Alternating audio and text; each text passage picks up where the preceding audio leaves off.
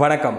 அதாவது ஜோதிடம் அப்படிங்கிற துறை எதற்கு சிறந்த அமைப்பு அப்படின்னு பார்த்தீங்கன்னா, ஆண்டவன் கொடுத்திருக்கக்கூடிய இந்த விதியின் பயனால் நாம் எடுத்திருக்கக்கூடிய பிறவியினுடைய பலன்களை காண்பதற்கு அது ஒரு சர்க்குலர், அது ஒரு நோட்டீஸ் போர்டில் ஒட்டப்பட்ட ஒரு சார்ட்டு.